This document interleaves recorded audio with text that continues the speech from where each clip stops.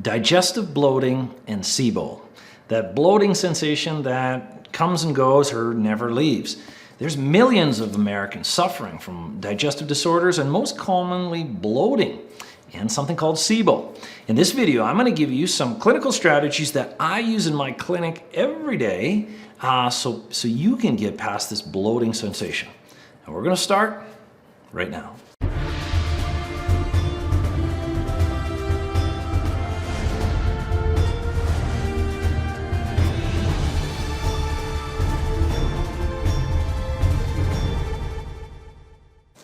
Hello everybody, I'm Dr. Glenn Harrison and welcome to this week's segment of Why. This is where we take just a few minutes to answer some of the most common health-related questions that I see in my clinic every day.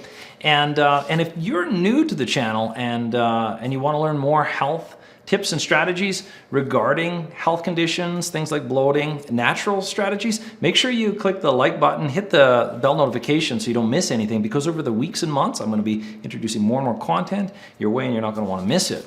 So bloating, digestive bloating, that sense of fullness that just doesn't go away, or it's episodal. It tends to be worse throughout the day, progressively getting worse throughout the day, and there's some foods that make it worse. Most people, it's best first thing in the day when they don't eat anything. So the most common disorder that, if there is one, which most people with this symptom, they have something called SIBO, small intestinal bacterial overgrowth. Now, I'm going to give you some strategies on how you can overcome SIBO, some very effective strategies. And we see some really chronic cases of this, and they get significant benefits. I'm going to give you some strategies. This video isn't the video to explain the why of the disorder. There's other videos on that. I'll have links below so you can follow, you can look at the mechanism or the pathophysiology of bloating and SIBO. It's important to know. This video is designed to give you some strategies. So, SIBO, that bloating sensation. Small intestinal bacterial overgrowth, also known as SIBO, is where the bacteria that should be in the large intestine, it starts to climb up to the upper small intestine, creating this sensation, this bloating. Probiotics tend to make it worse, and symptoms tend to be the best first thing in the morning, and they progressively get worse. People will get abdominal distension, where even their clothes don't fit, it can get so bad. And if it goes on for a long time, like years and years, it can actually be permanent, and it turns into a neurological disorder where it actually damages the nerves of your intestines. Yeah, so you want to take this information seriously and not put it off. Your stomach is bloating and you have symptoms of that for a reason. Okay, so what can you do for SIBO? Well, there's a few pieces.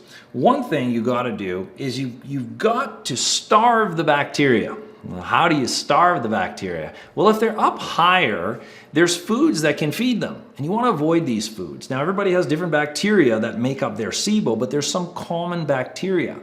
One of the most effective diets to follow for a while is called a FODMAPs diet, FODMAPS. Okay, I'll do what I can below to put a link to a regimen that I recommend. So you can click that link below, it'll give you some strategies, or you can look online, you'll find all sorts of SIBO diets and FODMAPs diets. These diets, they're not fun. They're not fun.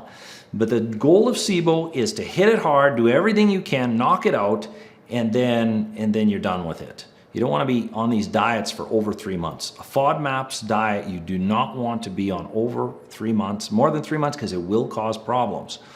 So the faster you get past it, the better. So FODMAPs diet, you're starving the bacteria by eating these foods.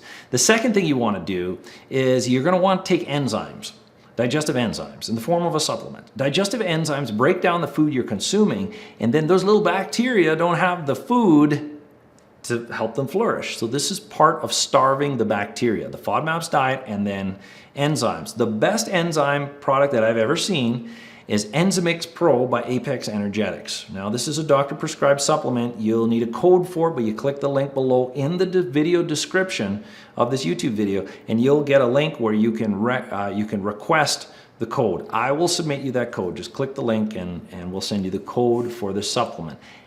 Enzymix PRO. You want to eat it with your food when you eat that day. And it'll help with your SIBO. Usually 1 to 2 capsules with meals.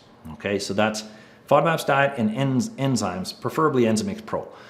That's starving the bacteria. The second thing you want to do to get rid of these bacteria is you want to outcompete the SIBO bacteria. So bacteria is always competing with one another. It's always this little war. So one thing you can do to outcompete the SIBO bacteria is consume probiotics that outcompete symbiotic or SIBO. And I just said the probiotic that I recommend, there's only one that I recommend with SIBO, and it's made for SIBO. It's called Sibiotica. It's also made by Apex Energetics. I have people ordering that product from out of the country, all over, even outside the continent. People are ordering this product from us. Wherever you can find it, our products are probably the cheapest I've ever seen in the cost. So there's a link below for Sibiotica. Don't take another probiotic if you have SIBO. That's the only one I'd recommend, because the other probiotics, they have different strains in them, not made for SIBO, and these bacteria add to the problem. It's one way we used to diagnose SIBO, just have people take a whole bunch of probiotics if they felt really crappy, then we know it was SIBO. There's blood tests now, but if you have these symptoms, there's a component. If someone's dealing with bloating and gas, everybody has at least part of those symptoms are due to SIBO. So, recapping, that we want to starve the bacteria, so FODMAP's diet and enzymes. Number two, we want to outcompete the bacteria. That's Sibiotica. I usually recommend taking 2 capsules 2 times a day or more. Starting off from there, there'll be a link below that you can order it along with the enzymes. And then the third thing that you need to do to knock out SIBO is you got to kill them. Okay. This is a pretty aggressive measure, but it's necessary for most people. And you got to remember, this is a bacteria, so anything that kills bacteria can be pretty good for SIBO. But things that kill bacteria don't only kill the SIBO bacteria, they also kill the good bacteria. So antibiotics can actually be pretty good for SIBO, but it kills everything.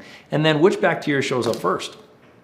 The SIBO bacteria, and then you're back to the same problem. So antibiotics for SIBO, they work maybe for a week or maybe a month, and then you're back to the same problem. So you got to be more selective with this. There's a product called H-PLR. It's also from Apex Energetics. A link below. This is a natural antibiotic. We can't call it an antibiotic, but it's a natural antimicrobial. It's a bunch of herbs that kill bacteria. It's not as aggressive as an antibiotic, but it works really darn good, and it's not as damaging to the body.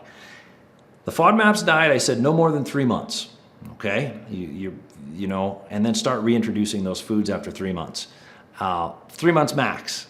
And H-PLR, this probiotic, this natural antimicrobial, natural antibiotic, you shouldn't take it any more than 3 months either, because it can also cause problems. It's killing good and bad, but it's not killing as much of it. So H-PLR, I start off with usually 1 capsule 3 times a day, and go up from there. But you want to starve them, you want to outcompete them, and then the third thing is you want to kill them. These 3 products will be listed below where you can access all of them, and I'll try to put a link to a FODMAP's diet below. There's many, you can scour the internet, you'll find FODMAPs or SIBO diets. So hopefully this was helpful. You don't have to deal with this bloating and distension. It's extremely unhealthy. It even creates brain fog and neurological conditions in your gut and in your brain. So you want to control it. Ideally, some of these situations are pretty complex. You're probably going to want a healthcare provider working on it, but these are some strategies you can jump in on your own. Feel free to reach out to us. We can help, and you can always post questions. So with that being said, if you know someone dealing with this, it's not normal, send them this video. Hopefully they can get some help. So with that being said, I'm Dr. Glenn Harrison. I look forward to talking to you next day, where we're going to answer the why to another health-related question.